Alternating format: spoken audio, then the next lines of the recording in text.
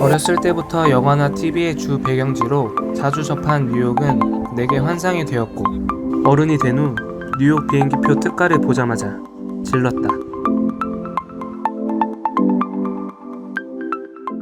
12시간이 넘는 비행을 마치고 뉴욕의 JFK 공항에 도착해 입국 심사를 기다렸어요. 미국의 입국 심사가 굉장히 까다롭다고 알고 있었는데 질문을 하나밖에 안 받았습니다. 여기 뭐하러 왔니? 응, 여행하러 왔어. 이게 다였죠. 우버를 이용해 브루클린에 있는 에어비앤비에 도착했는데 시차 때문에 새벽에 잠도 안 오고 배도 고파서 근처로 나갔어요. 다행히 근처에 24시간 운영하는 마트가 있어서 간단히 요기할 수 있었습니다. 아침 일찍 도보 5분 거리에 있는 지하철역으로 가 지하철을 타고 타임스퀘어로 향했습니다. 뉴욕은 서울처럼 짧은 거리에 많은 역이 있고 기차 간격도 짧아서 지하철로 여행하기 좋았어요. 게다가 서울과 달리 24시간 운영을 하여 첫 차는 몇 시인지 막차는 몇 시인지 생각할 필요 없어 좋았습니다.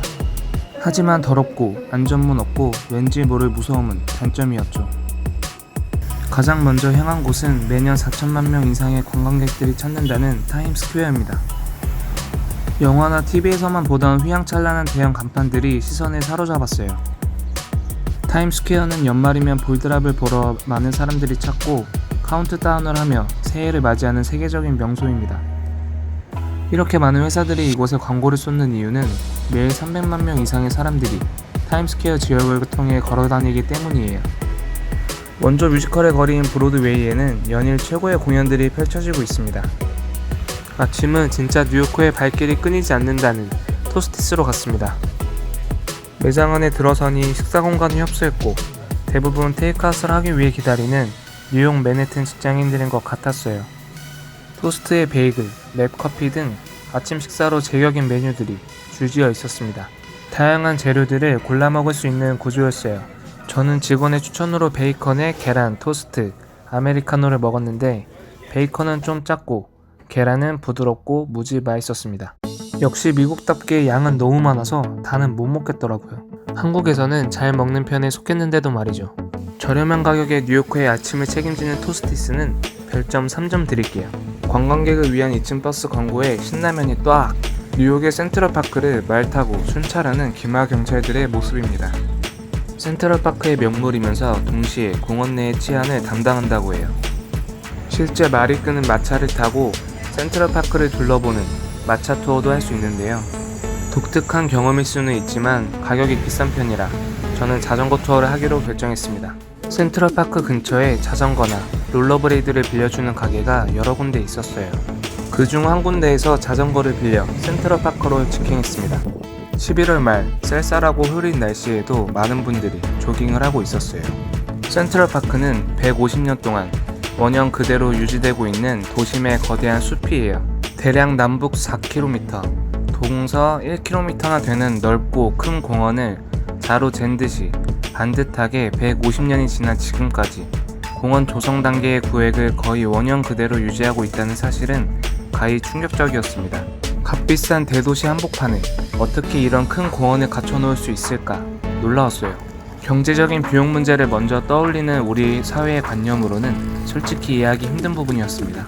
근처에 이런 공원 하나 있으면 얼마나 좋을까? 센트럴파크를 둘러보는 길에 아이스 링크장이 있었어요. 스케이팅은 가족이 함께 즐길 수 있는 운동 중 하나로 뉴요커들이 자주 즐긴다고 합니다. 자연 속에서 타는 스케이팅은 색다르지 않을까요? 원래 센트럴파크 부지는 수렁과 진흙밭이었어요. 가난한 유대인과 독일, 러시아, 동유럽 출신의 극빈층 이민자가 주요 거주민이었습니다. 당시에는 서민들의 발이 되어줄 자동차가 없었고 여가나 휴가의 개념도 없었어요. 그렇다고 도심 주변에 산과 들이 있는 것도 아니었죠.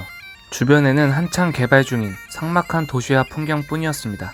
서민들에게 휴식의 공간이나 자연 속에서의 신선한 바람은 꿈으로도 꾸기 힘든 환상이었죠. 그래서 옴스테드는 풀 한 포기, 나무 한 그루에서 잔디밭이나 호수, 언덕에 이르기까지 자연을 사람의 손으로 만들자고 제안합니다.